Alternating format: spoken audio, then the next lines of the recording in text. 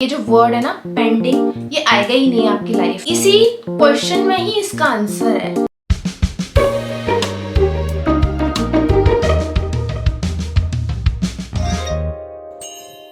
Hello friends, welcome back to my channel Pratima's life and living और मैं हूं प्रतिमा। ना आज का जो वीडियो है आपने टाइटल में देख ही लिया होगा कि Q&A है रिलेटेड टू स्टडीज़। बहुत सारे क्वेश्चंस रह गए थे पार्ट 1 में, क्योंकि बहुत बड़ा वीडियो हो रहा था। ऑब्वियसली हो जाता है क्योंकि सबके रीड आउट करो, देन उनके आंसर्स करो, सॉल्यूशंस बताओ। तो मैंने सोचा था कि मैं पार्ट 2 बनाऊँगी बहुत जल्दी, बट किसी कारण से नहीं बना पाई। बहुत सारी दूसरी वीडियोस के भी रिक्वेस्ट आ रहे थे तो वो भी मैंने पूरे किए। सो आज इस वीडियो में मैं बाकी के क्वेश्चंस लूँगी और सबके कोशिश करूँगी सबका सॉल्यूशन मैं अच्छे से दे पाऊँ। और किसी के क्वेश्चंस अगर रह जाएँ तो आप लोग बिल्कुल भी वरी मत करिएगा। नेक्स्ट वीडियोज़ में या आने वाली कोई भी वीडियोज़ में मैं डेफिनेटली आपका क्वेश्चन लूँगी। मैं सबके नाम नहीं लूँगी इस वीडियो में। जो कॉमनली किसी ने एक ने पूछा और बहुत सारे लोगों ने सेम क्वेश्चन पूछा, तो किसी एक का नाम लेके मैं उस क्वेश्चन को पुट अप करूँगी, राइट। तो फर्स्ट क्वेश्चन हम लोग ले लेते हैं। फर्स्ट है कृतिका जिंदल का question and she is asking, दीदी हम अपने अच्छे से नोट्स कैसे प्रिपेयर कर सकते हैं और लॉन्ग आंसर्स को ईजिली कैसे लर्न कर सकते हैं। Lots of love. हाँ, तो कृतिका मैं आपको ये जो क्वेश्चन बहुत सारे जिनने पूछा है उनको मैं बताना चाहती हूँ कि लॉन्ग आंसर्स को लर्न करना it's not a difficult task. आप उस क्वेश्चन को समझो क्या पूछा गया है, उस टॉपिक के बारे में अच्छे से पढ़ो। काफ़ी सारी स्टडी रिलेटेड वीडियोज़ में मैं यही चीज़ बताती हूँ कि आपको पूरा लेसन पढ़ना है। You have to read out the whole lesson properly, concentration से आपको पढ़ना है और उसी पे ही ये सारे टॉपिक्स रहते हैं। आपको जो हाईलाइटेड टॉपिक्स रहते हैं आप उनको अच्छे से पढ़िए। नाउ जहाँ तक लॉन्ग आंसर्स को लर्न करने की बात रहती है तो आप उनको, अगर आप डिट्टो वैसा का वैसा लिखना चाहते हो तो आप उनके शॉर्ट पैराग्राफ्स कर लीजिए। इसके ऊपर मैंने ऑलरेडी एक वीडियो बनाया हुआ है कि how to learn long answers, या फिर लॉन्ग जो नोट्स रहते हैं या बहुत ही जो डिटेल में इलेबोरेटेड चीज़ें रहती हैं उनको हम कैसे समझें, कैसे पढ़ें। तो वो वीडियो आप ज़रूर चेक करिएगा, मैं डिस्क्रिप्शन बॉक्स में वो वीडियो दे दूँगी। सो आप है ना कोई भी लॉन्ग आंसर को पार्ट में डिवाइड कर लीजिए और उसको पहले 3 लाइन्स याद करी, फिर 3 लाइन्स याद करी, ऐसे करके। और फिर कई बार लोग लिख कर भी याद करते हैं, वो भी अच्छा तरीका है, बट उसमें बहुत टाइम लगता है। तो बहुत सारे डिफरेंट तरीके हैं जिनको मैंने बताया है उस वीडियो में, आप ज़रूर वो चेक करिएगा। नाउ नेक्स्ट क्वेश्चन हम लोग ले लेते हैं।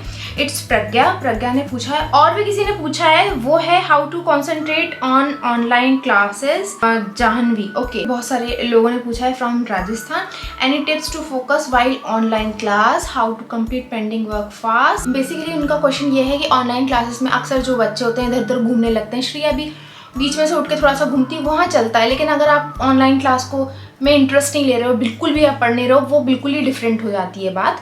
बीच में आपको 1-2 बार उठ के जाना ही चाहिए। ऑब्वियसली आप 5-6 घंटे से लगातार नहीं बैठ सकते हो, थक जाओगे आप और कॉन्सेंट्रेट भी नहीं कर पाओगे। थोड़ा सा बीच में आप उठते हो तब तक तो ठीक है, बट अगर आप का मन नहीं लगता ऑनलाइन क्लास में तो मैं इसका कोई टिप नहीं बता सकती हूँ, क्योंकि ये तो आपको खुद समझना है कि आपकी ड्यूटी है, आपको पढ़ना है। अगर आप स्कूल में होते तो आप क्या बीच बीच में बार उठते, क्लास के बीच में क्या आप इंटरप्ट करते पूरी क्लास में? नहीं ना, आप तो बैठे रहते ना। तो आपको उसी तरीके से घर में भी क्लासेस करनी है। आपको ऐसे ग्रांटेड नहीं लेना है क्लासेस को, उसके ऐसा कोई टिप नहीं है। आपको अपनी ड्यूटी अच्छे से फॉलो करनी है, दैट्स इट। आपको थोड़ा सा सिंसियरिटी दिखानी पड़ेगी और मैं इसका कोई आपको टिप नहीं दे पाऊंगी। नाउ पेंडिंग वर्क फास्ट करने का एक ही तरीका है कि जब आपका वर्क आपके सामने आता है तब आप उस वर्क को करिए, टालिए मत। तो आपका कभी भी वर्क पेंडिंग नहीं होगा। ये जो वर्ड है ना पेंडिंग, ये आएगा ही नहीं आपकी लाइफ में। अगर आपके पास कोई वर्क आता है या आपको पता है कि 2 दिन बाद आपको ये काम करना पड़ेगा, तो आप आज से शुरू कर दीजिए। और बिफोर हैंड या बिफोर टाइम हम लेके चलते हैं कोई भी चीज़ को तो अच्छा ही रहता है। ये हमारी पढ़ाई में भी है और दूसरी चीज़ों में भी है।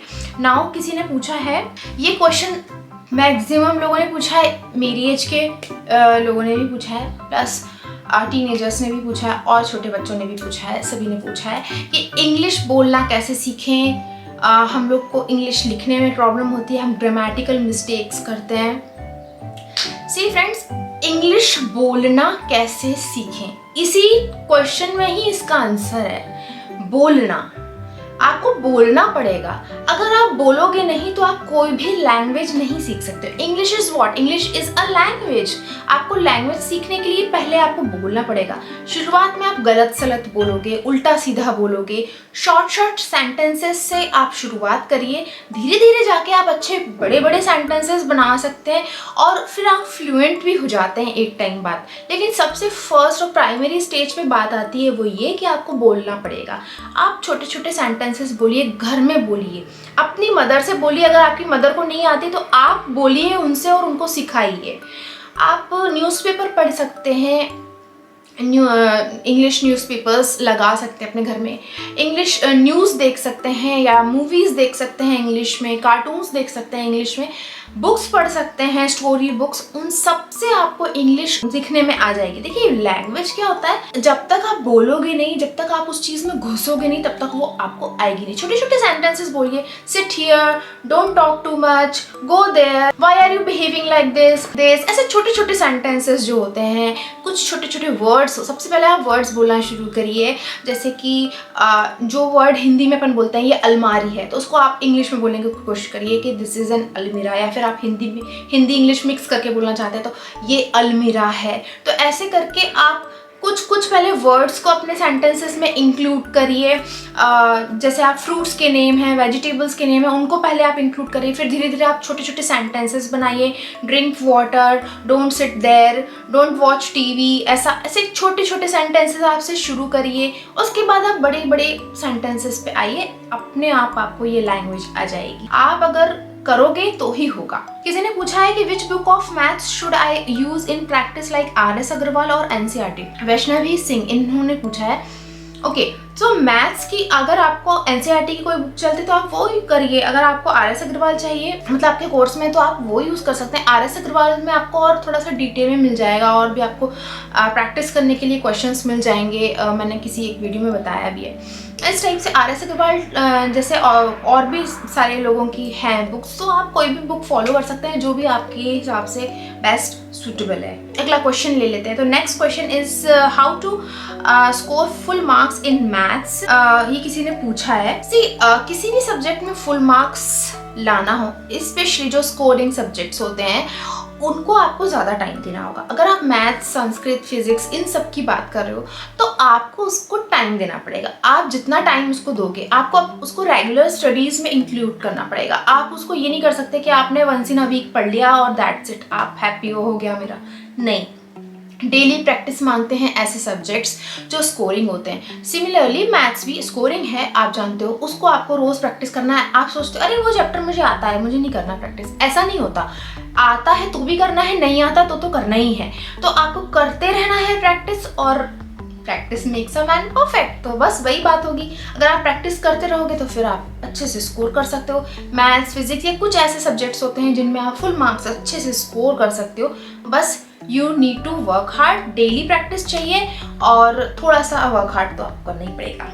मैथ्स से रिलेटेड नहीं, उन्होंने स्टडीज से रिलेटेड ही पूछा है। वो नेक्स्ट क्वेश्चन है जयदीप अग्रवाल का। वो पूछ रहे हैं how to get up early and make our mood for study. Okay, so देखिए, how to get up early, ये तो आपको उठना ही पड़ेगा। आपके लिए कोई टिप नहीं है। जैसे अगर आप स्कूल जाते हो या फिर आप कॉलेज जाते हो तो आपको आपके ऊपर एक इम्पोजिशन रहता है ना, आप इम्पोज करता है ना आपको सामने वाला, या आपका कॉलेज या आपका स्कूल कि आपको सुबह आना है। अगर आप नहीं आओगे ऑन टाइम तो आपको एंट्री नहीं मिलेगी। तो आप फोर्सफुली उठते हो, आप अलार्म सेट करते हो या पेरेंट्स आपको उठाते हैं तो आप उठते हो। तो सिमिलरली अगर आपके ऑनलाइन क्लास चल रही हैं या फिर आप स्कूल नहीं जा रहे हो या आपके हॉलीडे हैं, तो आप ये सोच के उठो कि आपको उठना है और आपको पढ़ना है। अगर आपको अच्छे मार्क्स लाने हैं तो आपको उठना ही पड़ेगा। नाउ नेक्स्ट हम और ये एक चीज़ रहती है ना, हमारे दिमाग में रहता है कि हाँ ये हमारी ड्यूटी है, ये हमको करना है। आपकी अभी स्टूडेंट लाइफ है, अगर आप पढ़ाई नहीं करोगे तो फिर आपकी लाइफ का क्या मतलब। आप हर एक एज ग्रुप के लोगों के लिए एक उसकी ड्यूटी डिसाइडेड रहती है। जैसे हम हाउस वाइफ्स हैं, होम मेकर्स हैं, या हम जॉब पे भी जाते हैं तो हमारी ड्यूटी रहती है, हम घर भी संभालते हैं, हम बाहर भी संभालते हैं। ऐसे ही बच्चों की ड्यूटी होती है कि उनको पढ़ना है, खेलते भी हैं, सब करते हैं, लेकिन पढ़ना उनकी प्राइमरी एक ड्यूटी रहती है। तो वो आपको करना ही करना है, राइट। ना किसी ने पूछा do you help Shreya in her studies, Aarti Srivastava इन्होंने पूछा है। और खुशी ने पूछा है कंसंट्रेट कैसे करें स्टडीज़ में, तो वो मैंने ऑलरेडी बताया कि आपको थोड़े थोड़े इंटरवल में पढ़ते रहना है, आपको एक साथ 4 घंटे बैठ के नहीं पढ़ना है। अपना एक सॉलिड सा टाइम टेबल बनाइए और एवरी हाफ एन आवर या 45 मिनट्स में आप उठ जाइए।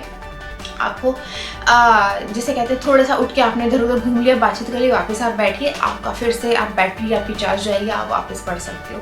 तो इस तरीके से आपको इंटरवल्स में पढ़ना है। लगातार 4 घंटे बैठ के पढ़ने के बारे में सोच के ही घबरा जाते हैं बच्चे और फिर वो पढ़ते ही नहीं है, बैठते ही नहीं है, वो आपको नहीं करना है ना। अगर फर्स्ट क्वेश्चन की बात करें जो आरती श्रीवास्तव ने पूछा, do you help Shreya in her studies, तो येस ऑफ कोर्स, जब भी उसको ज़रूरत होती है तो मैं उसकी हेल्प करती हूँ। ऐसे रेगुलर बेसिस पे तो मैं उसको नहीं पढ़ाती हूँ क्योंकि she is in 9th class, तो एज सच उसको रोज़ पढ़ाने की मुझे ज़रूरत नहीं पड़ती है, वो अपनी सेल्फ स्टडी कर लेती है। अगर कुछ प्रॉब्लम होती है तो डेफिनेटली मैं या फिर केदार उसको हेल्प करते हैं। अब एक क्वेश्चन है ना, बहुत सारे लोगों ने पूछा है कि हम लोग टाइम टेबल बना लेते हैं लेकिन हम 1 या 2 दिन फॉलो कर पाते हैं, उसके बाद हम फॉलो नहीं करते हैं उसको। और ये एक क्वेश्चन पूछा है कि हम कोई चीज़ लर्न कर लेते हैं तो हमको 1 या 2 दिन ही याद रहता है, उसके बाद फिर हम भूल जाते हैं। देखिए, ये जो पहले तो मैं ये बता देती हूँ कि भूल क्यों जाते हो आप। उसका रीज़न ये रहता है कि पहली बात तो जब हमने उसको पढ़ा है ना तो बहुत अच्छे से कॉन्सेंट्रेशन से नहीं पढ़ा है, ऑब्वियसली तभी हम भूलेंगे। जब हम उसको पढ़ते हैं हमको उसको रिवाइज करते रहना पड़ता है। जैसे कि आज आपने कोई चीज़ लर्न करी, फिर कल आप दूसरी चीज़ लर्न कर रहे हो, तो आप पिछले दिन में जो आपने लर्न किया उसको आज आप रिवाइज भी करो। 1-2 दिन तक आप रिवाइज कर लोगे तो वो आपकी चीज़ बिल्कुल पक्की हो जाती है, आपको चिंता नहीं होती है कि यार मैं भूल तो नहीं जाऊँगी। और आप जब पढ़ते हो ना तो पूरे कॉन्सेंट्रेशन से पढ़ो। पढ़ रहे हैं इधर, फिर दिमाग में आ रहा है फ़ोन में उसने व्हाट्सएप पे क्या लिखा होगा, फिर उसने अरे यार उसका मैसेज आया कि नहीं, आज मुझे शाम को यहाँ जाना है, मैं आज ये पहनूंगी कपड़े। और ये सारी बातें आपकी पढ़ाई के दौरान अगर चलती रहेंगी ना तो आपका पढ़ाई में कैसे मन लगेगा, वो आपको याद ही नहीं होगा। तो बिल्कुल आपके साथ एक चीज़ आप दिमाग में बिठा लो कि आपको कंसंट्रेशन से पढ़ना है, तभी आप याद रख पाओगे। और टाइम टेबल फॉलो करने की जहाँ तक बात है तो वो तो देखिए उसका कोई टिप नहीं है, अगर आप थोड़े से भी सिंसियर हो तो आप फॉलो करोगे। 1-2 दिन स्किप करना इट्स ओके, बट उसको आपने 1-2 दिन फॉलो किया फिर आप फॉलो ही नहीं कर रहे हो तो इसमें कोई भी आपकी हेल्प नहीं कर सकेगा। आपको थोड़ी सिंसियरिटी निभानी पड़ेगी। बहुत छोटे बच्चे करते हैं ऐसा तो उनके लिए माफ़ी है क्योंकि वो लोग छोटे हैं, अभी इतने मैच्योर नहीं हुए। बट आप जब समझदार हो गए हो, जैसे कि 6th-7th क्लास के से जो बच्चे होते हैं 12th क्लास तक या कॉलेज तक, तो फिर उसमें आपको पढ़ना है, आपको ये ड्यूटी है, ये मान के आपको टाइम टेबल अपना फॉलो करना पड़ेगा। थोड़ा सा अपना टाइम टेबल बीच बीच में चेंज करते रहा करिए, एक जैसा टाइम टेबल फॉलो मत करिए, उसमें मोनोटोनस हो जाता है, बोरिंग हो जाता है। तो ये चीज़ आप करके देखिए, आपको डेफिनेटली फ़ायदा मिलेगा ना। नोट्स बनाने के ऊपर भी बहुत सारे लोगों ने पूछा है, वो मैंने ऑलरेडी बताया हुआ है। और टाइम टेबल आप हमको टाइम टेबल बताइए, तो देखिए मैंने जो भी स्टडी रिलेटेड टाइम टेबल बनाया है ना वो एक एवरेज टाइम टेबल बनाया हुआ है। वो आप वीडियोस देखिए और उसको आप अपने हिसाब से मॉडिफाई कर लीजिए, आप अपने हिसाब से मॉडिफाई करके उसको बना लीजिए और फिर उसको आप फॉलो करिए, ठीक है। अब डिस्ट्रैक्शन की जहाँ तक क्वेश्चन आते हैं कि हमको बहुत डिस्ट्रैक्शन होता है, हमारा पढ़ने में मन नहीं लगता है, तो डिस्ट्रैक्शन का कारण आप खुद ही हो ना। आप खुद सोच रहे हो, जैसे ही आपके थॉट आए आपके दिमाग में कि अरे यार वो ये मैसेज वो मैसेज, शाम को क्या करना ये वो, तो आप खुद को हटाओ, नहीं यार मुझे ये सारी बातें नहीं सोचनी, मुझे पढ़ना है। ऐसे आपको खुद को ही अपने डिस्ट्रैक्शन को हटाना पड़ेगा ना। और सोशल मीडिया का अगर डिस्ट्रैक्शन की बात है तो आपको ये करना पड़ेगा कि आप फेसबुक, इंस्टाग्राम, आजकल बहुत फैशन में है कि जो स्टूडेंट्स हैं ना वो भी इंस्टाग्राम, जिनकी एज भी नहीं है इंस्टाग्राम में अकाउंट बनाने की, वो भी अकाउंट बना रहे हैं, तो वो सब बहुत गलत है। अगर आप करोगे डेफिनेटली लॉस होगा, आपको उससे दूरी बनानी पड़ेगी, अदरवाइज आप नहीं अचीव कर पाओगे अपने गोल्स को। और मैंने कई वीडियो में ये भी बताया कि आप वो भी कर सकते हो इंस्टाग्राम वगैरह, उसका भी एक टाइम टेबल आप फिक्स कर लो कि इतने टाइम पे मुझे इंस्टाग्राम देखना है, फेसबुक देखना है। उसके अलावा आप बिल्कुल भी उसको खोल कर मत देखो पूरे दिन भर में। अगर आप इतना स्ट्रिक्टली अपने आप को जैसे कहते हैं ना हैंडल कर सकते हो तो फिर तो बहुत ही अच्छी बात है, फिर तो आपको पूरे नंबर लाने से कोई रोक ही नहीं सकता। सी नंबर लाना ही सब कुछ नहीं होता, मन में एक नंबर लाना या फिर फुल मार्क्स लाना, ये स्कोर करना, ये इसलिए बोल रही हूँ कि एक हम एक जिसको कहते हैं ना कि हम उसको कैसे बताएंगे कि हम अच्छा पढ़ रहे हैं, तो मार्क्स से ही बता पाएंगे ना। तो इसलिए मैं ऐसा बार बार बोलती हूँ, आपको सब कुछ पढ़ना है, फिर मार्क्स जैसे भी आए फिर वो छोड़ दीजिए आपको, लेकिन सब कुछ अपने तरफ से सब कुछ करना है, अच्छा करना है, सही करना है, राइट ना। कितने आवर्स पढ़ने का क्वेश्चन आता है कि हम कितना पढ़ सकते, तो वो मैंने लास्ट अपने वीडियो में बताया हुआ है ऑलरेडी, वो आप ज़रूर चेक करिएगा वीडियो, उसमें मैंने बहुत सारी चीज़ें बताई हुई हैं। कोई लोग ये पूछते हैं कि हमें ज़रूरी है कि ट्यूशन जाएं, so it's totally your wish कि आपको ट्यूशन की ज़रूरत है, आप चाहते हो जाना कि नहीं, वो आपके ऊपर। अगर आपको लगता है कि आपकी प्रॉब्लम सॉल्व नहीं हो पाती घर में, आपके पेरेंट्स आपकी हेल्प नहीं कर पाते, या फिर आपको टीचर से समझ में नहीं आता, आपको ट्यूशन की ज़रूरत है, तो डेफिनेटली आप जाइए। और अगर आपको लगता है कि नहीं यार मैं कर लेती हूँ, तो फिर छोड़ दीजिए, फिर काय के लिए ट्यूशन करना और काय के लिए टाइम एंड मनी को हम वेस्ट करें। टाइम तो नहीं, वहाँ पर भी जाके आप पढ़ोगे, लेकिन मनी वेस्ट होता है फिर, है ना। सो ये आई थिंक सारे क्वेश्चंस जो बचे हुए थे वो मैंने सारे ले लिए हैं। और मैं एट लास्ट आप सभी स्टूडेंट से ये बोलना चाहूँगी कि पढ़ाई या कोई भी आपकी ड्यूटी आपको जो मिलती है आपके घर से, उनको आप ये सोच के फॉलो करिए कि ये आपकी ड्यूटी है, आज आपको ये ड्यूटी मिली है, उसको मुझे अच्छे से परफॉर्म करना है, अच्छे से इस ड्यूटी को पूरा करना है। क्योंकि जब आप छोटी छोटी ड्यूटीज़ को अच्छे से करते हो, तो आपको बाद में जाके जब आप जब बड़े हो जाते हो, तो आपको अच्छी बड़ी ड्यूटीज़ मिलती हैं और आप तभी सक्सेसफुल हो पाते हो। सीधे 10वीं सीढ़ी पर छलांग लगाने से आप गिरोगे, तो आपको पहली, दूसरी, तीसरी ऐसे छोटी सीढ़ियाँ चढ़नी पड़ेंगी। तो ये छोटी ड्यूटीज़ हैं, छोटी क्लासेस हैं, इनको पार करके ही आपको सक्सेस मिलेगी। तो अपनी ड्यूटीज़ को अच्छे से फुलफिल करिए, अपने सारे काम करिए ठीक से, अपने मम्मी पापा का, अपने पेरेंट्स का नाम रोशन करिए, उनको प्राउड फील कराइए, ये आपकी ड्यूटी है ना। तो बस इसी नोट पर मैं आज का वीडियो एंड करती हूँ। आई होप कि आप लोगों को अच्छा लगा होगा। अगर थोड़ा सा भी अच्छा लगा है, इन्फॉर्मेटिव लगा है, हेल्पफुल लगा है, तो लाइक कर दीजिए। आप सभी से मिलूंगी मैं अपने नेक्स्ट वीडियो में। Till then bye bye friends, take care.